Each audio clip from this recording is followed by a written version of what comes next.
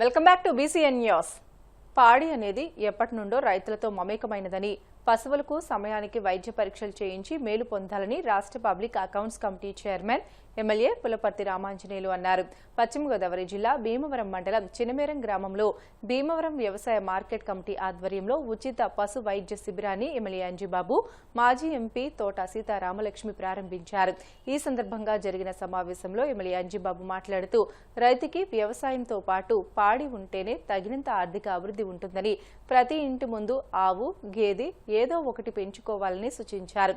ప్రభుత్వ సబ్సిడీ పథకాలను సద్వినియోగం చేసుకుని రైతులు పశుపోషణ ద్వారా ఆర్థికంగా బలపడాలని సూచించారు. తోట సీతారామలక్ష్మి మాట్లాడుతూ పశు వైద్య శిబిరాలను పోషకులు సద్వినియోగం చేసుకోవాలని, పశువులు ఆరోగ్యంగా ఉన్నప్పుడే ఆర్థికంగా అభివృద్ధి సాధ్యమవుతుందని అన్నారు. రైతులకు ఉచిత పశు వైద్య శిబిరం ఏర్పాటు చేయాలని ఆలోచన చేసి ఈ రోజు ఇక్కడ ఏర్పాటు చేయడం జరిగింది. రైతులందరూ గమనించవలసింది ఏంటంటే, ఉచితంగా మందులు, గాలు టీకా వ్యాధికి టీకా మందులు ఇవన్నీ కూడా వేయడం జరుగుతుంది. ఇవన్నీ కూడా రైతులు ఉపయోగించుకోవాలి. వ్యవసాయంతో పాటు పాడి పరిశ్రమ కూడా అభివృద్ధి చెందితే ఆ ప్రాంతం అభివృద్ధి చెందుతుంది.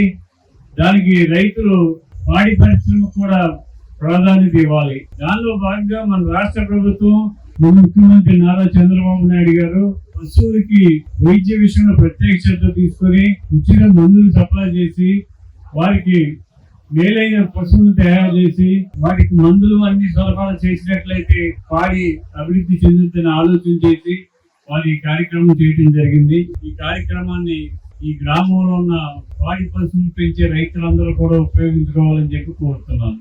ముఖ్యంగా రైతులు ఆలోచన ఏంటంటే, ఎక్కడైతే పాడి పంట ఉంటుందో ఆ ప్రాంతం అభివృద్ధి చెందుద్ది. పాడి పంటతో పాటు అనుసంధానం చేయబడింది. పాడి పరిశ్రమను అభివృద్ధి చేసినట్లయితే ఆ ప్రాంతం కూడా అభివృద్ధిలో ముందుంటుంది. దానికి పాడి రైతులు ప్రత్యేక శ్రద్ధ తీసుకొని పాలు దిగుబడి ఎక్కువ వచ్చే విధంగా ఆలోచన చేసి పాడి పశువులు అభివృద్ధి చేయాలని చెప్పి కోరుతున్నాను. రైతులకు ఉచిత మందులు, పోషక విలువలు ఇచ్చే మందులు కూడా ఉచితంగా ఇవ్వటం జరుగుతుంది. ఇవన్నీ కూడా మీరు ఉపయోగించుకొని మీ పాడి పశువులు చక్కగా ఆరోగ్యవంతంగా ఉంచి మంచి పాలు ఇచ్చే విధంగా ఏర్పాటు చేసుకోవాలని చెప్పి కోరుతున్నాం. ఈ గ్రామం 2009 నుంచి ఇప్పటి వరకు బ్రహ్మాండమైన అభివృద్ధి చేయడం జరిగింది. మాజీ సర్పంచ్ శ్రీనివాసరాజు గారి ఆధ్వర్యంలో బ్రహ్మాండంగా అభివృద్ధి చేయడం జరిగింది. ఈ గ్రామంలో 100% సిమెంట్ రోడ్లు వేయడం జరిగింది. మంచినీటి సౌకర్యం ఏర్పాటు చేయడం జరిగింది. అండర్ గ్రౌండ్ డ్రైనేజ్ ఏర్పాటు చేయడం జరిగింది. 2024లో మన ప్రభుత్వం వచ్చిన తర్వాత ఈ గ్రామానికి youth club road, CC road రహదారికి 1,20,00,000 గ్రాంట్ ఇవ్వడం జరిగింది. ఓయిసా ట్యాంక్ నిర్మాణానికి గత ప్రభుత్వం నిర్లక్ష్యం చేస్తే ఆ ట్యాంక్ నిర్మాణం పూర్తి చేయడం జరిగింది. కొత్తపేట డ్రైనేజ్ అభివృద్ధి పనులు, దళితవాడలు సీసీ రహదారులు మరియు అండర్ గ్రౌండ్ డ్రైనేజీ ఏర్పాటు చేయడం జరిగింది. సురక్షితమైన నీటి కోసం మైక్రో ఫిల్టర్స్, చెత్తాంతా నిండిపోయిన మంచినీటి చెరువుని అభివృద్ధి చేయడం ఏర్పాటు చేయడం జరిగింది. సాయిబాబా కాలనీలో సీసీ రహదారులు ఏర్పాటు చేయడం జరిగింది. సాయిబాబా కాలనీ సీసీ రోడ్డు వేయడానికి నేను ఎలక్షన్ టైంలో వచ్చినప్పుడు నేను నా ప్రభుత్వం వచ్చిన వెంటనే వేస్తానని చెప్పి మాట ఇచ్చిన ప్రకారం ఈ సాయిబాబా గుడి రోడ్డు వేయడం జరిగింది.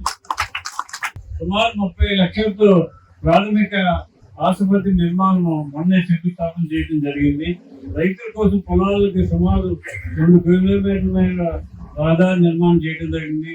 ఓపెన్ డ్రైన్ ఉన్న వాటిని సోదర డ్రైన్గా అభివృద్ధి పెడతామని ఈ కార్యక్రమాలన్నీ చేసి, ఇంకా ఈ గ్రామానికి ఇంకా కొన్ని పనులు ఉన్నాయి, ఆ పనులు కూడా చేసి ఈ గ్రామాన్ని భీమవరం నియోజకవర్గంలో నెంబర్ 1 గ్రామంగా తయారు చేసి ఈ గ్రామాన్ని అన్ని రంగాల అభివృద్ధి చేయడానికి మేము ముందుంటామని చెప్పి తెలియజేస్తున్నాను. ఎన్డీఏ కూటమి అధికారంలోకి వచ్చిన తర్వాత మన ముఖ్యమంత్రి నారా చంద్రబాబు నాయుడు గారు, మన ఉప ముఖ్యమంత్రి పవన్ కళ్యాణ్ గారు, లోకేష్ బాబు గారి ఆధ్వర్యంలో చక్కని అభివృద్ధి చేస్తున్నాం. గత ప్రభుత్వం 5 సంవత్సరాల్లో ఎక్కడా కూడా పని చేయకపోతే మనం వచ్చి 20 మాసాల్లోనే ఈ గ్రామంలో దగ్గర 4 కోట్ల రూపాయలు ఇవ్వడం జరిగింది. ప్రతి గ్రామానికి కూడా నిధులు ఎక్కువ ఇచ్చి గ్రామాలన్నీ కూడా అభివృద్ధి చేయాలని చెప్పి ఆలోచన చేస్తున్నాం. దానికి మీరందరూ కూడా సహకరించండి. రాగల రోజుల్లో మన భీమవరం నియోజకవర్గాన్ని మంచి నియోజకవర్గంగా తీర్చిదిద్దడానికి నిరంతరం కృషి చేస్తామని, ఎన్డీఏ కూటమి ఆధ్వర్యంలో అన్ని రంగాల్లో అభివృద్ధి చేస్తామని మొక్కలు ఉపయోగించుకోవాలని మనస్ఫూర్తిగా కోరుకుంటూ ఈ పశు వైద్య శిబిరంలో ఎన్నో రకాలైన విలువైన మందుల్ని ఇక్కడ ఉచితంగా సరఫరా చేయడం జరుగుతుంది. దీంట్లో విటమిన్స్ కానీ, మినరల్స్ కానీ, గాలికొండ టీకాలు కానీ అన్ని ఇక్కడ ఉచితంగా వేస్తారు. ఈ అవకాశాన్ని రైతులందరూ ఉపయోగించుకుంటారని తెలియజేసుకుంటూ, మన ఎమ్మెల్యే గారు అధికారంలో ఉన్నప్పుడు చిన్నపల్లి గ్రామాల్లో చాలా ఇంట్రెస్ట్ ఉంటారు. మీ గ్రామం నుంచి కూడా పల్లెలా చేసుకుంటారు. ఎమ్మెల్యే గారు ఉన్న చూపు మీ గ్రామం ఎప్పుడు అభివృద్ధిలోనే ఉంటుంది. పశు వైద్య శిబిరాన్ని ఏర్పాటు చేయబడింది 52. రేపు ఏప్రిల్ నుంచి మళ్ళీ ఇంకొక 4 వైద్య శిబిరాలు కూడా వస్తాయి. మరి ఎమ్మెల్యే గారి సహకారంతో మరి రైతులు కూడా ప్రతి మన గ్రామం పాడి పంటలు బాగుంటేనే గ్రామ అభివృద్ధిగా ఉంటుంది. అలాగే మరి డాక్టర్ గారు సంప్రదించి మీ పశువులకి ఏదైనా ఉన్నా ఏదైనా కంప్లైంట్ ఉన్నా డాక్టర్ గారు చెప్పి ఇక్కడ 160 మందికి ఇచ్చింది. ప్రస్తుతానికి ఆ స్కీమ్ ఆపింది. పాత వాళ్ళందరికీ పూర్తి అయ్యాక మళ్ళీ మొదలు పెడుతుంది. మిర్యాలగూడలో భార్యాభర్తల డాక్టర్ 4 కోట్లు వారు కూడా తీసుకున్నారు. అంటే అందరినీ చెప్పడం వీలవదు, ఉదాహరణకి చెప్తున్నాను.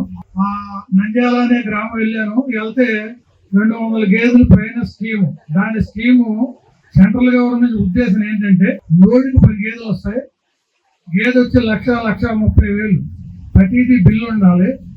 భూమికి 30 సంవత్సరాల పురాతనం నుంచి దానికి సబరిస్టార్ ఈసీ స్టాండర్డ్ ఉండాలి. ఒక సొంత పొలం 2 ఎకరాలు ఉన్నా సరిపోతుంది.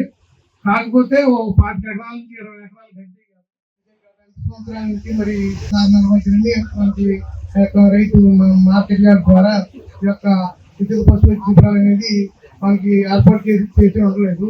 ఇప్పుడు మరలా మన ఈ యొక్క ప్రభుత్వం వారు మరి మన శాసనసభ్యుల వారు ప్రభుత్వం అయితేనేమి మనకి మన నియోజకవర్గానికి 2 క్యాంపులు అత్యవసరంగా ఇవ్వడం జరిగిందండి.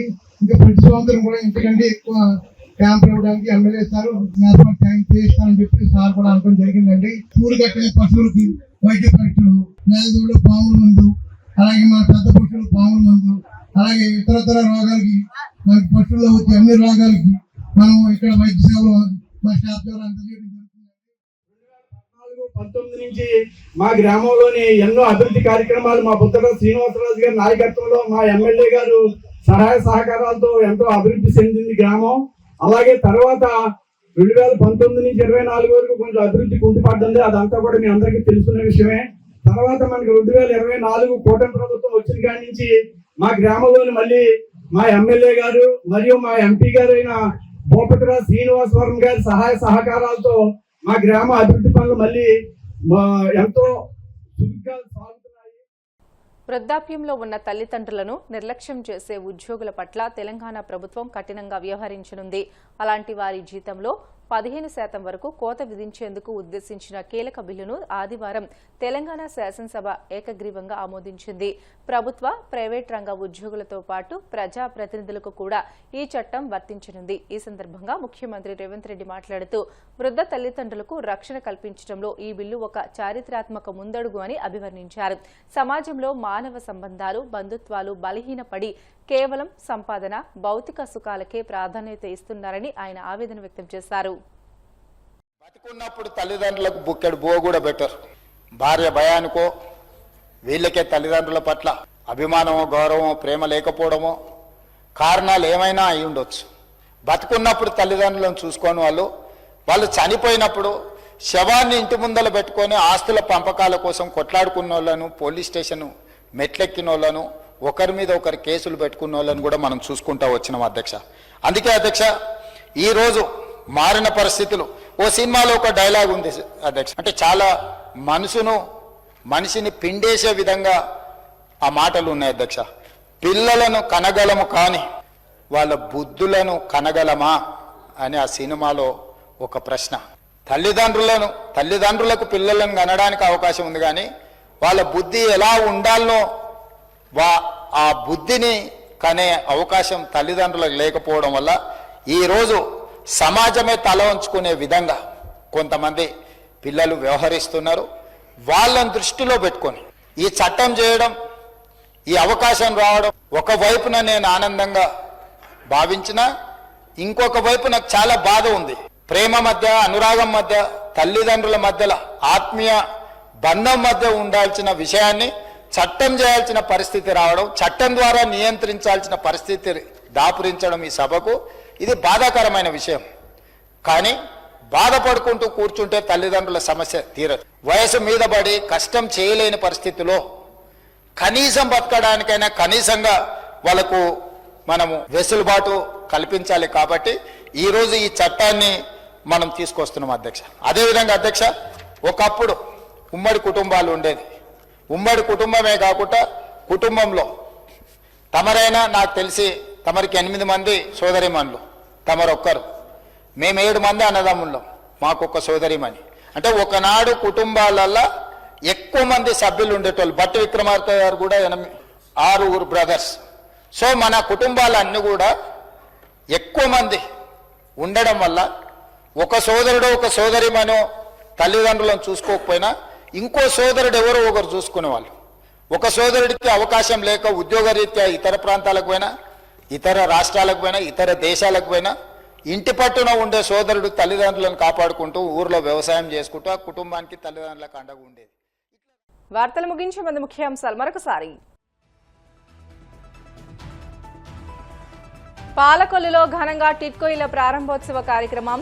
లబ్ధిదారులకు ఇంటి తాళంతో పాటు ఆడపడుచులకు చీర, పసుపు, కుంకుమ, గాజులు అందజేసిన కేంద్ర మంత్రి శ్రీనివాస్ వర్మ, మంత్రి నిమ్మల, కలెక్టర్ నాగరాణి. అప్పారావుపేటలో PMAY 2.0 ఇంటి గృహ ప్రవేశంలో పాల్గొన్న ఏలూరు జిల్లా కలెక్టర్ వెట్రిసెల్వి, ఎమ్మెల్యే ధర్మరాజు. పేదవాడి సొంత ఇంటి కలను సాకారం చేసే దిశగా కూటమి ప్రభుత్వం కృషి చేస్తుందని వెల్లడి. జగన్పై లోకేష్ క్రెడిట్ చోరీ ఆరోపణలు సిగ్గుచేటన వైసీపీ ఎమ్మెల్సీ అరుణ్ కుమార్. జగన్ పథకాలు కాపీ కొడుతూ ఆయనపైనే విమర్శలు చేస్తున్నారని ధ్వజం. తల్లిదండ్రులను నిర్లక్ష్యం చేస్తే జీతంలో 15% కట్. తెలంగాణ అసెంబ్లీలో చారిత్రాత్మక బిల్లుకు ఆమోదం. ఇవి ఇప్పటివరకున బులెటిన్లోని అప్డేట్స్. మరిన్ని వార్తల కోసం BCN digital YouTube channel, Facebook పేజీని ఫాలో అవ్వండి. అప్డేట్ వార్తల కోసం ప్లీజ్ డూ సబ్స్క్రైబ్.